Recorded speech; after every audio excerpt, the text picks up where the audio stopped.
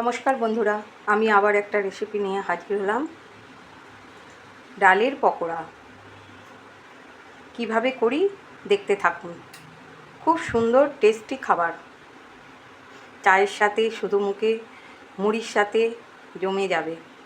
আজকে সকাল থেকেই পকোড়া খেতে ইচ্ছা যাচ্ছে, তাই কি করব, দুরকম ডাল ভিজিয়ে দিলাম।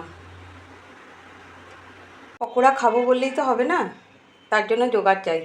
তাই এখানে ছোলার ডাল আর মুসুর ডাল 2 ঘন্টা ভিজিয়ে রেখেছিলাম, এগুলো বেটে নেব। আর এখানে নিয়ে নিয়েছি কাশ্মীরি লঙ্কা গুঁড়ো, কালো জিরে, হলুদ, চিনি, এখানে জিরে, ধনে, গোলমরিচ, শুকনো লঙ্কা আর মৌরি একসঙ্গে ভেজে গুঁড়ো করে নিয়েছি। এখানে চালের গুঁড়ো নিয়ে নিয়েছি 1 চামচ, আর নিয়ে নিয়েছি একটা আলুকে এরকমভাবে গ্রেট করে নিয়েছি। পেঁয়াজ, লঙ্কা দুটো, 1 টুকরো আদা আর 2 কোয়া রসুনের কুচি নিয়ে নিয়েছি। ডালটা বেটে নিই, তার জন্য একটা মিক্সি বোল নিয়ে নিয়েছি। ডালটা দিয়ে দেব 2 কাঁচা লঙ্কা আর 2 টুকরো আদা দিয়ে ভালো করে পেস্ট করে নেব। ডালটা পেস্ট হয়ে গেছে, এই যে এইরকম একটু গোটা গোটা থাকবে। এবার একটা জায়গায় ডালটা ঢেলে ফেলবো। এক জায়গায় ঢেলে ফেলেছি, এবার একে একে মশলাগুলো দিয়ে দেবো। প্রথমে পেঁয়াজ কুচি দিয়ে দেব, রসুন কুচি দিয়ে দেব, চাল গুঁড়ো দিয়ে দেব, ভাজা মশলা দিয়ে দেব,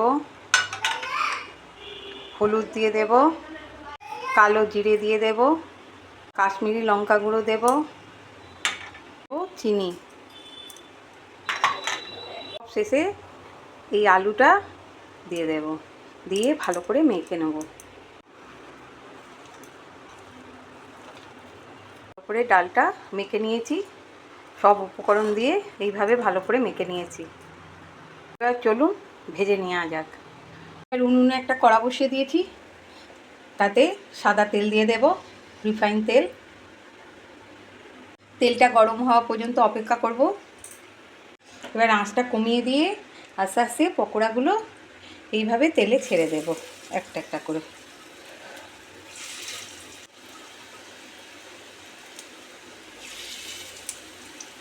পিঠ ভাজা হয়ে গেছে, আর এক পিঠ উল্টে দিয়েছি।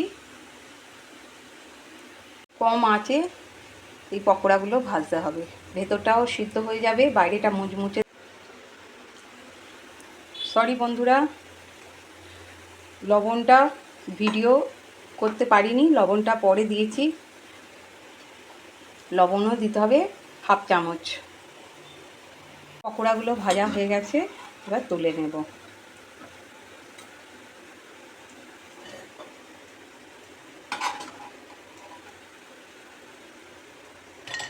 পকোড়াগুলো হয়ে গেছে, এই যে ডালের পকোড়া। এবার খাবার পালা। এইভাবে বাড়িতে বানিয়ে খাবেন, খুব সুন্দর খেতে লাগে। আমি তো প্রায় দিনই বানাই।